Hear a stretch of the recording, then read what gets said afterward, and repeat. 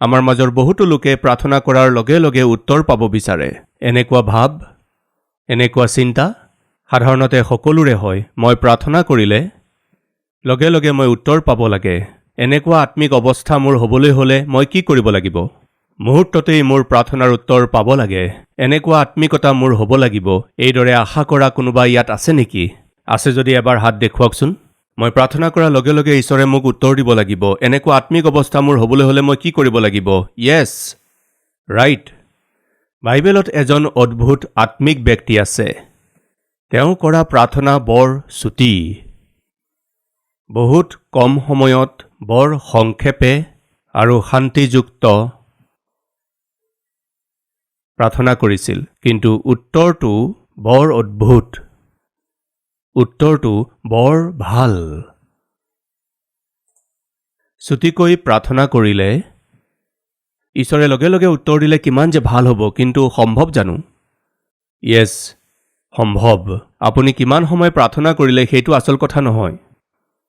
কেনেকুৱা মনোভাৱ এটা লৈ প্ৰাৰ্থনা কৰিলে সেইটোহে আচল কথা।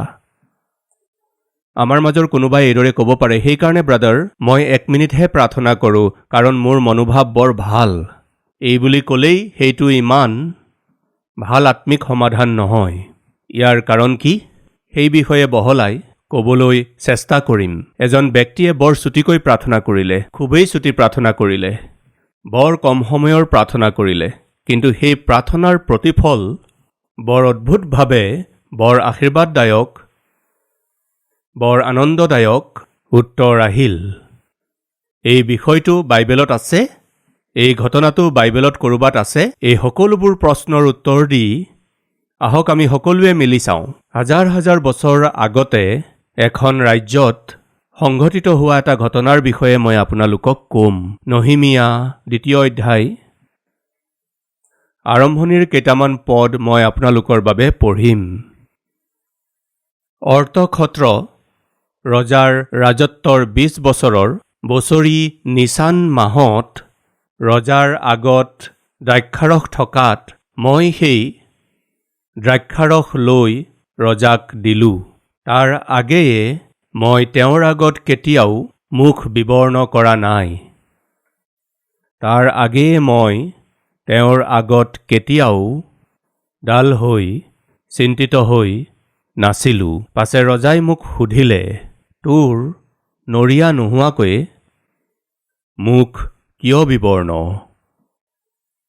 মনৰ বেজাৰৰ বাহিৰে ইয়াৰ আন একো কাৰণ নাই। তেতিয়া মোৰ অতিশয় ভয় লাগিল। পাছে মই ৰজাক ক'লোঁ, মহাৰাজ চিৰঞ্জীৱী হওক। যি স্থলত মোৰ ওপৰ পিতৃবিলাকৰ মৈদামৰ ঠাই সেই নগৰখন উচ্ছন্ন হৈ পৰি আছে আৰু তাৰ দুৱাৰবোৰ জুইৰে পোৰা হ'ল।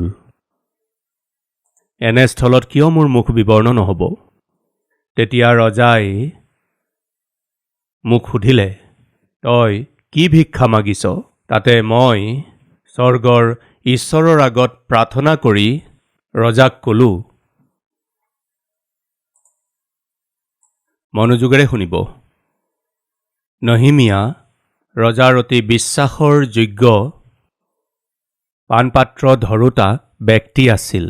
ৰজাই যদি পানী খাবলৈ বিচাৰে, দ্ৰাক্ষাৰস পান কৰিবলৈ বিচাৰে বা কোনো ফলৰ ৰস পান কৰিব বিচাৰিলে বা আহাৰ খাবলৈ বিচাৰিলে, তাৰ বাবে ৰজাৰ ওচৰত বৰ বিশ্বাসযোগ্য ব্যক্তি এজনক ৰাখে। ব্যক্তিজন বৰ বিশ্বাসযোগ্য হ'ব লাগে। কেতিয়াবা ৰজাৰ কিবা কথাত উগুল থুগুল লাগিলে তেওঁ ৰজাক পৰামৰ্শ দিব পৰা এজন বৰ ভাল জ্ঞানী লোকো হ'ব লাগে।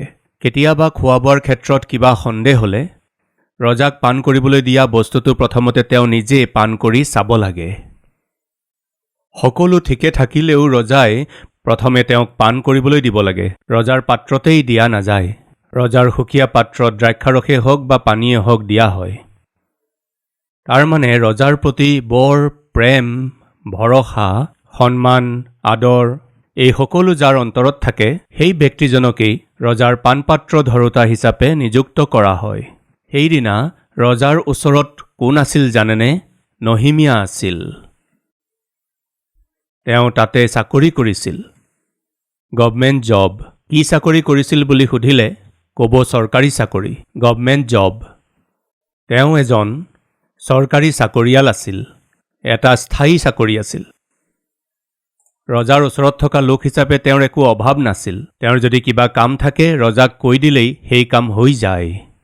বহু সময়ত ৰজাৰ ওচৰত থাকি ভোজনৰ ব্যৱস্থা কৰা ব্যক্তিজন বৰ প্ৰভাৱশালী হয়। যদি হঠাতে ৰজাক কিবা ক'ব লগা হয়, সেই কামটো অকণমান চাবাচোন, সেই মানুহজনক এইটো ক'বাচোন, এইদৰে ৰজাই তেওঁক ক'ব পৰা এটা স্থানত তেওঁ থাকে। আৰু কেতিয়াবা সেই ব্যক্তিজনে যদি ৰজাক কিবা কয়, তেতিয়া ৰজায়ো যাতে সেই ব্যক্তিজনৰ কথা শুনে,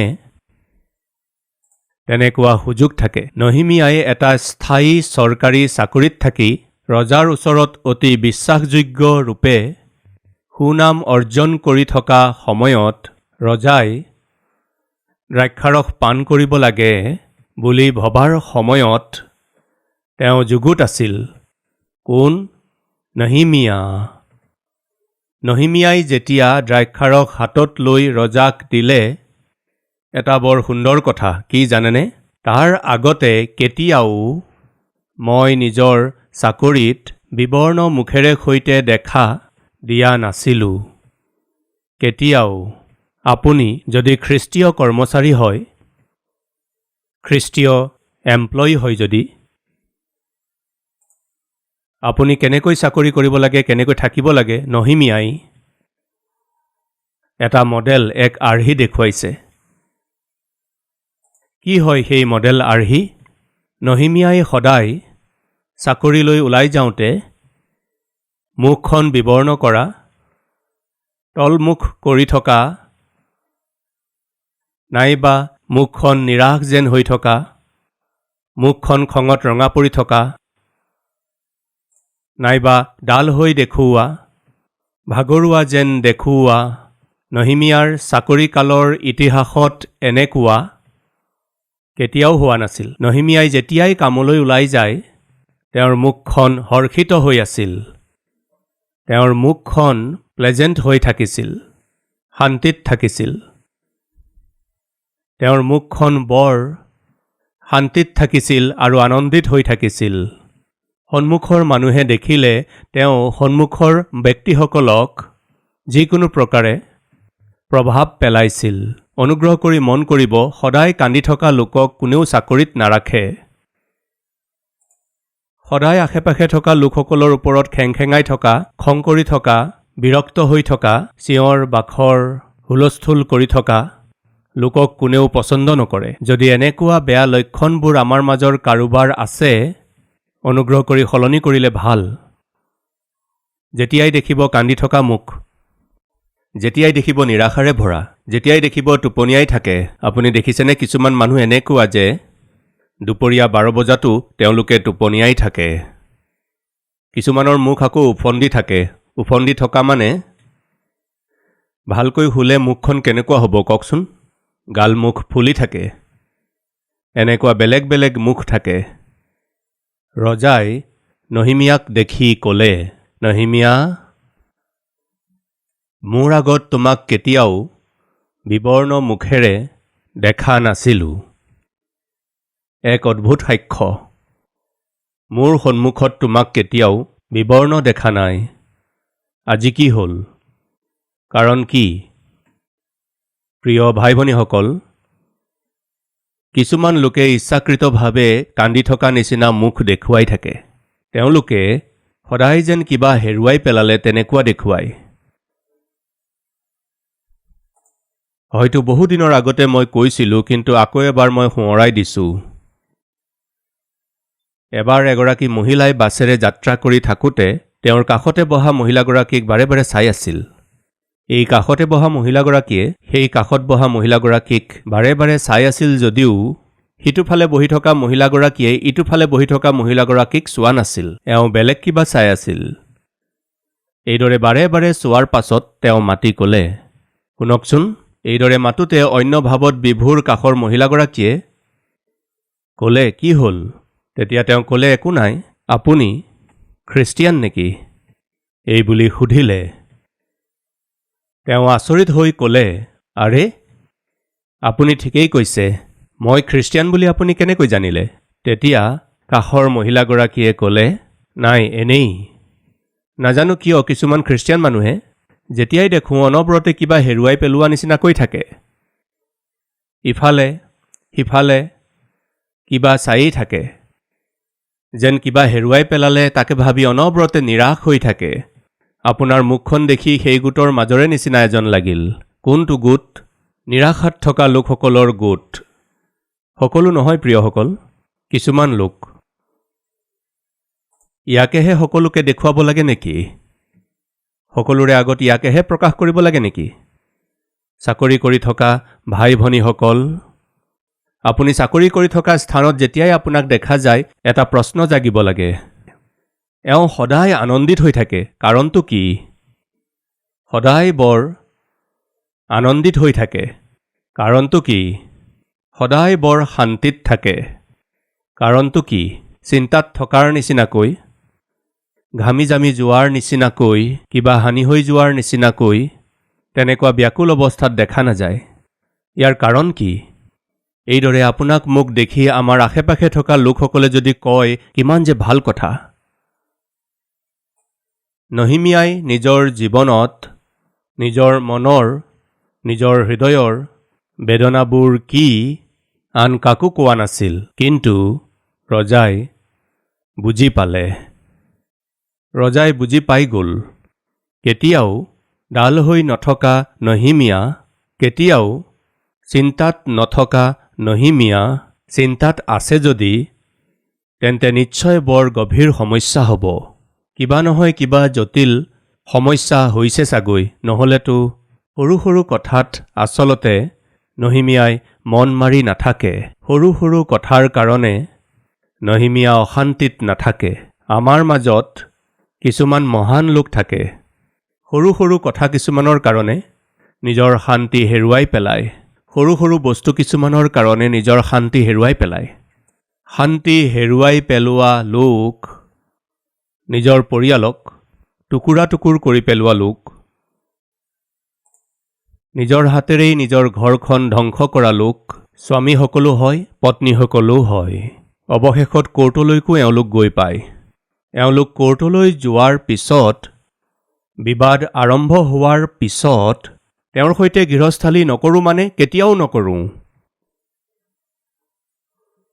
ইফালে কয় মই তেওঁৰ লগত নাথাকোঁ মানে নাথাকোঁ, তেওঁৰ লগত মই নাথাকোঁ মানে নাথাকোঁ। আচলতে কি হৈছেনো? ইজনে আনজনৰ সৈতে কিয় ইমান শত্ৰুতা কৰিছা? ইজনে আনজনৰ সৈতে কিয় মিলিব পৰা নাই? কাৰণ কি? হাজিৰৰ পিছত হাজিৰৰ পিছত হাজিৰৰ পাছত হাজিৰ হোৱাৰ পিছত আচলতে ইমান খঙৰ, ইমান কাজিয়াৰ, বিবাদৰ কাৰণ হৈছে স্বামীয়ে কয় সদায় ইডলি বনাই থাকা, সপ্তাহত অন্ততঃ দুবাৰমান ডোচা বনাব পাৰা নহয়। তেওঁ এই বুলি ক'লে, কিন্তু পত্নীয়ে ক'লে তোমাৰ কাৰণে ইডলি বনোৱাটোৱেই যথেষ্ট আৰু ডোচা লাগে। ভুলতে এখন ডোচা যদি বনায়ো দিওঁ, পিঁয়াজ দিয়া বনাব পাৰিবা নহয়, মছলা দিয়া বনাব পাৰিবা নহয়, উপমা দিয়া ডোচা এখন বনাব পাৰিবা নহয়। বেলেগ বেলেগ ভাও দেখুৱাবা, কিন্তু ইডলি বনোৱাটো সলনি কৰি দিলেই সমস্যাটো শেষ হৈ যায়। সেয়াই কাজিয়াৰ কাৰণ। শেষত জানিব পৰা গ'ল যে প্ৰতিদিনে তুমি মোক ইডলি বনাই দি আছা, মই পৰিশ্ৰম কৰি উপাৰ্জনেৰে তোমাক যি লাগে সকলো তোমাক দি আছো, যদি মোক অকণমান সোৱাদযুক্ত আহাৰ বনাই দিয়া বুলি কোৱাৰ কাৰণে তোমাৰ মুখৰ কাৰণে কি ইডলিয়ে বহুত, আৰু ডোচা, পুৰি, চিংৰা, কচুৰি এইবোৰ লাগিবই নেকি? মানে মই ক'ব বিচৰা কথাটো হৈছে কিছুমান মূৰ্খ লোকে তেওঁলোকৰ শান্তি, তেওঁলোকৰ আনন্দক ইমান সহজতে নষ্ট কৰি পেলাব পাৰে যে ভাবিলে আচৰিত লাগে। ইয়াৰ কাৰণ হৈছে তেওঁলোকে শান্তিৰে থাকিবলৈ নাজানে। শান্তিৰ পৰিৱেশ এটা গঢ় দিবলৈকো তেওঁলোকে নাজানে।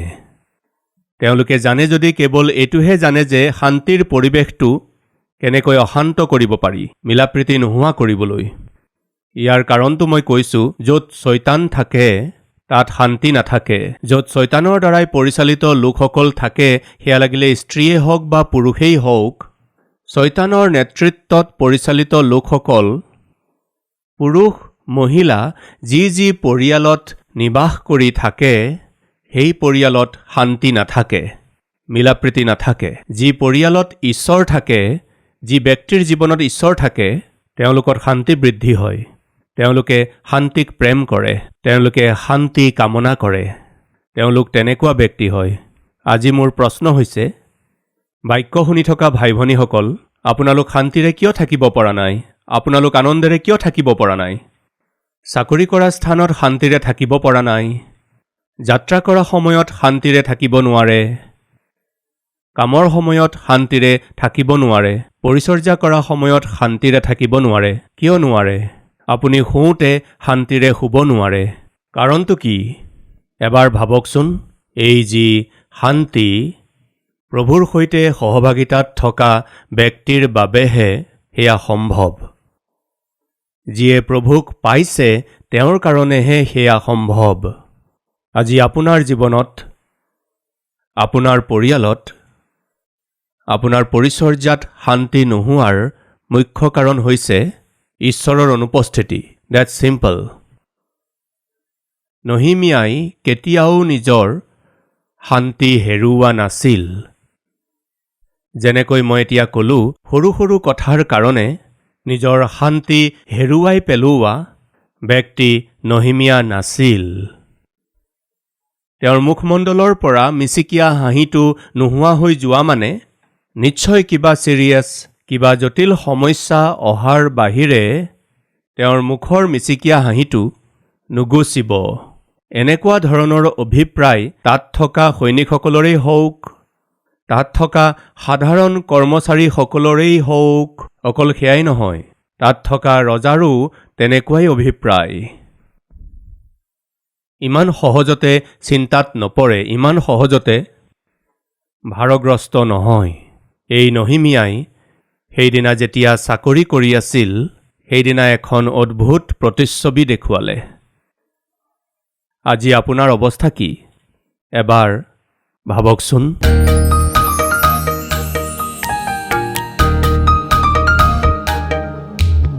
মহান, পবিত্ৰ, প্ৰেমময় পিতৃ ঈশ্বৰ, বৰ পোনপটীয়া আৰু স্পষ্টকৈ আপোনাৰ বাক্যেৰে আমাক কথা ক'লে। নহিমিয়াৰ মন আপুনি জানে। সেই মন যে বেজাৰত আছিল আৰু সেই বেজাৰৰ কাৰণো আপুনি জানে। সেই বেদনা আৰু দুখৰ কাৰণ আত্মিক আছিল। দায়িত্ব আপোনাৰ প্ৰতি, আপোনাৰ লোকসকলৰ প্ৰতি, আপোনাৰ আঁচনিৰ প্ৰতি তেওঁৰ দায়িত্ববোধে তেওঁক বেজাৰ দিছিল। নহিমিয়াৰ মন আপুনি বুজি পালে কাৰণে, তেওঁ কৰা কাৰ্যবোৰ আপোনাৰ ইচ্ছা অনুসৰি হয় কাৰণে, তেওঁৰ হৃদয়ৰ বেজাৰ বাক্য অনুসৰি হয় কাৰণে, তেওঁ একেবাৰে সৰু প্ৰাৰ্থনা কৰোঁতেও ইমান মহান উত্তৰ দিলে পিতা, ইমান সমৃদ্ধি আৰু ইমান প্ৰচুৰতাৰে উত্তৰ দিলে। এনেকুৱা আত্মিকতা আমাকো দিয়ক, এনেকুৱা জীৱন আমাকো দিয়ক। ঘণ্টা ঘণ্টা ধৰি কান্দি কান্দি প্ৰাৰ্থনা কৰা পিছতো একো উত্তৰ পোৱা নাই। হৃদয়খন ঠিক নহ'লে কান্দি কি লাভ? বিবেচনা ঠিক নহ'লে কান্দি কাটি কি লাভ হ'ব? তেওঁলোকে ক্ৰন্দন কৰিব, হিয়া ভুকুৱাব, কান্দি কান্দি মোৰ বেদীটো তেওঁলোকে ভিজাই পেলাব। তথাপিতো তেওঁলোকৰ প্ৰাৰ্থনা, তেওঁলোকৰ চকুপানীবোৰলৈ মই ঘৃণা কৰোঁ। আপোনাৰ বাক্যত এইদৰে কৈছে, আজি আমাৰ বহুতৰে ক্ৰন্দন আৰু চকুলো আপোনাৰ ঘৃণনীয়, কাৰণ আমাৰ জীৱন ঠিক নহয় কাৰণে। নহিমিয়াৰ দুখ বৰ অদ্ভুত আৰু আশ্চৰ্য কাৰ্য, বহুতো আশীৰ্বাদ জেৰুচালেম নগৰৰ বাবে পোৱাৰ কাৰণ হ'ল, পিতা, আমাৰ দুখ, আমাৰ বেদনা, আমাৰ চকুলো আমাৰ বাবে, আমাৰ পৰিয়ালৰ বাবে, আমাৰ মণ্ডলীৰ বাবে, আমাৰ দেশৰ বাবে আশীৰ্বাদদায়ক কৰক পিতা। যীশু খ্ৰীষ্টৰ নামত মাগিছোঁ পিতা, আমেন।